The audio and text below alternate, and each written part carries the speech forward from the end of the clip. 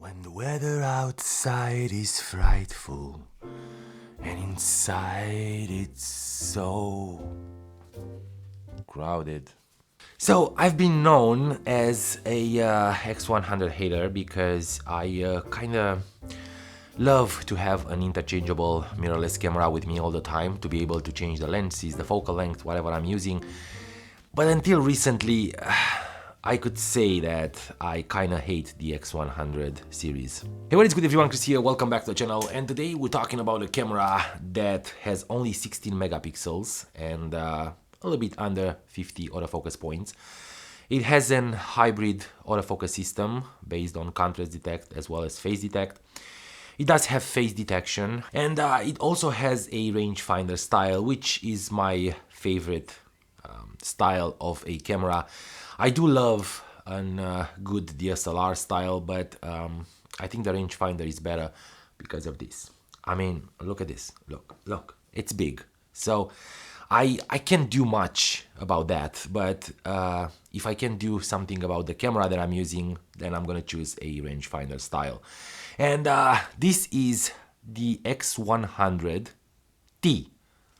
Why I bought an X100T in almost 2022? Let me tell you all about it. Alright, so this is the camera that like I said, hated for a long time, and I wanted to talk about it a little bit today because I think it's important for you to know why I didn't choose this camera to be my daily driver or my EDC, whatever people are calling it, is because this lens here, this is a fixed 23mm lens, which translates in 35mm in full frame. For me, it's the best focal length, so I could say I just bought another 35mm lens. But it's not only that. The fact that it's a fixed lens, for me, was a bit cumbersome until I start using this. And I just bought the camera, I'm not sure, probably a couple of days, 3 days ago, and shoot with it as much as I could. Not much, because it's very cold here in California. If you didn't understand that, see the intro again. I wanted to go outside, but it's super cold, and there are a few things that holds me from going outside besides the cold. And the most important one is the battery life. Don't expect greatness on these little cameras, because the battery life, it's not gonna be amazing. It's a NP95 battery, this small guy right here, that won't do much for you. I have two batteries, that's how I bought it. One, it's a third-party battery, the one that I just showed you, and I do have the original battery, the OM battery that is charging right now, but I think it's not enough, so I ordered two more third-party batteries because it's hard to find OM batteries for these cameras. So X100T, what's the difference between having one of these with you or just an interchangeable lens? First and foremost, you are forced to understand the lens that is on this camera, the 35mm or the 23 f2, which is a pretty wide lens in terms of aperture and pretty wide in terms of focal length as well. I do love my 35s, and I do love a 35mm, and this one is no slouch.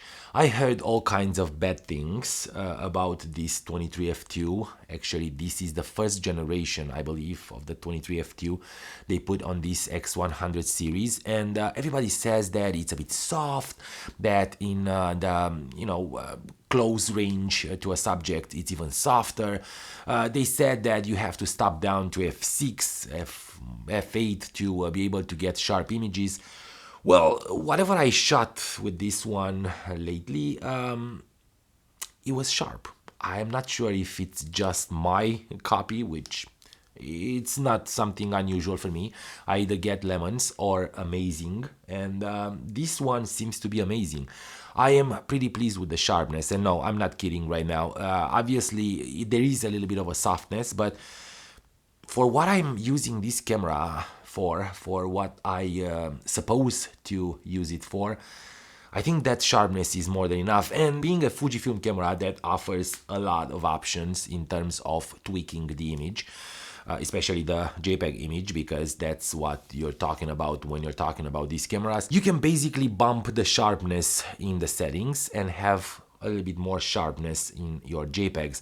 Now I'm thinking about shooting this camera in RAW plus JPEG format, because I do love the JPEGs, but I do love the RAWs as well, and I'll probably be able to tweak that image to look like a newer film simulation that I love, like let's say the Eternal Bleach or the classic Neg.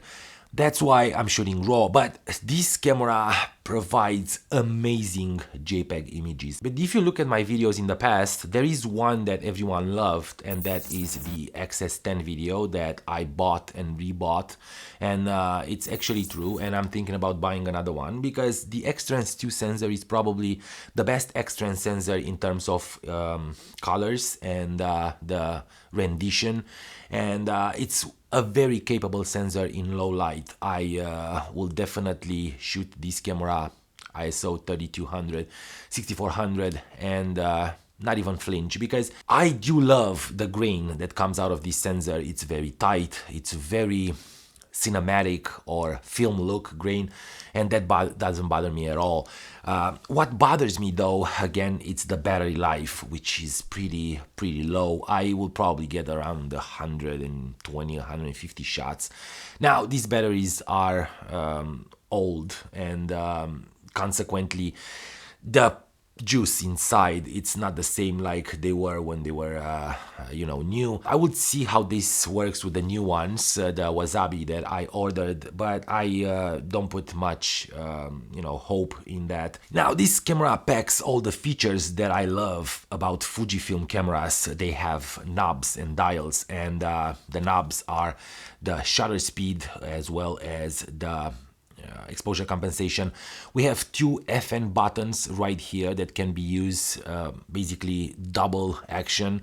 Also four FN buttons in the dial, the D-pad right here, that you can choose to use as a autofocus area, or just FN buttons to do something if you're pressing up, down, left, right, as well as an FN button right here. The shutter button is the usual one, the one that we love, that you can attach a soft shutter release on top. And I was thinking about XS10 right now, that's why I paused, because I think the XS10 doesn't. That's what I hate the most. I do love Fujifilm for this shutter button. I don't know, it's probably me, it's just a status stuff, but I do love it, and it's very nice. Also, I bought it with the filter adapter that Fujifilm sells, and you can attach on top of it, so you'll be able to put 49mm filters on top, and also with the ring that helps you attach the wide converter and the teleconverter on, that I'll probably buy soon, because I like to have more options. And like I said, this was my first gripe. This is my first X100 camera, and I am not joking. I choose the T because I wanted to make sure that I would love to have this kind of tool with me all the time, and in the last 48 or 72 hours I couldn't let it go. I probably charged the batteries like 10 times and shoot all kinds of photos, and I do love it. I do love the fact that that it has this attachable grip or detachable grip.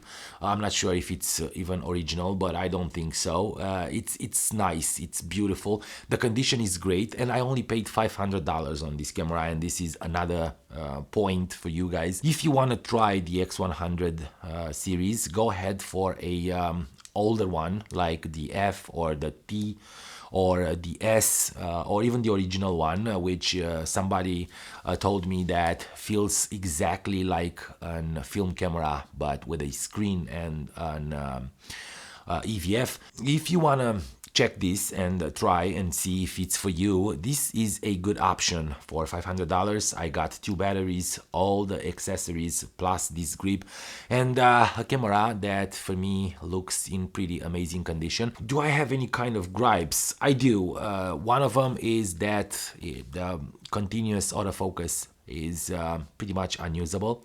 The autofocus is slow, and in continuous autofocus it hunts continuously. I'm not sure if it's because of the lens or because of the fact that it only has 49 autofocus points, and if you're choosing basically in between, it's going to be hard for it to focus, and also because the autofocus is a contrast based autofocus combined with the face detection. But this camera has face detection and it works very well at closest distances, like let's say 10 feet, 8-10 feet.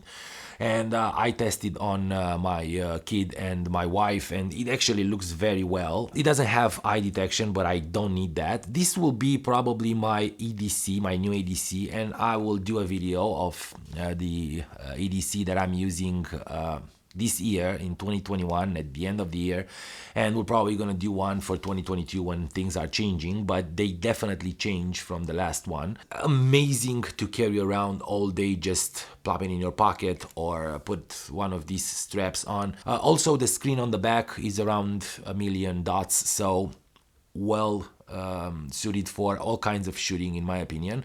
The EVF though, it has 2.4 million dots, I think, which is very, very good for a 7, almost 8 years old camera that you won't expect that much of it. Another thing that I, let's say, don't like, or it's more like a picky things, is the fact that we don't have a joystick here. And you know me, I like joysticks to move the autofocus points fast, but it works well because there are not so many autofocus points, and when you're using the D-pad, and I set up the D-pad that way so I can move it. I'm gonna do a video if you want. Let me know in the comments below if you wanna see my settings for this camera.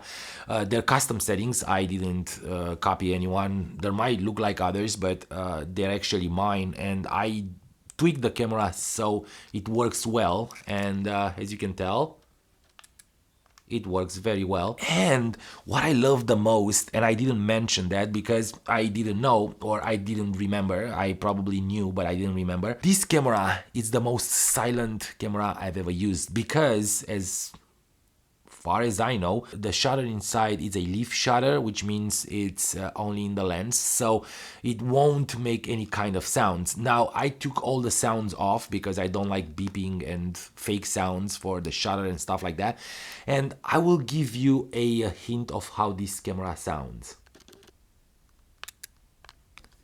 You can't hear anything other than the lens and the aperture opening and closing when you're shooting the photo. So I don't know what to say. I love this camera, and again, I've been known as a hater in terms of, let's say, point and shoot cameras, because not because the quality, but because the fact that you won't be able to change the lenses, and for me that's a problem. I feel stranded with only one lens, but the 35mm lens in this camera, it's great. And I never used a 23 f2 ever on my interchangeable mirrorless cameras, and now I'm thinking about buying one because I really like this focal length and the aperture at f2. It's wide enough to create a little bit of depth of field for portraits.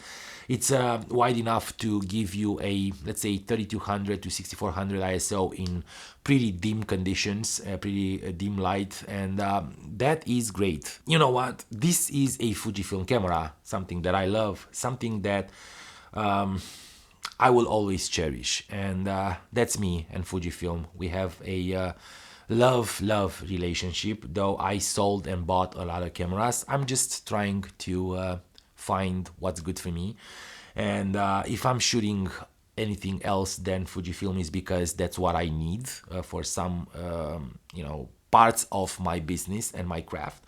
So don't get mad. Fujifilm is gonna be in my life forever, and like I said, thinking about buying more Fujifilm cameras. Guys, that's it. I am kind of pulling this and stretching it a little bit too much. Don't forget to stay focused, my friends. Have an amazing weekend, and I will definitely see you in a bit.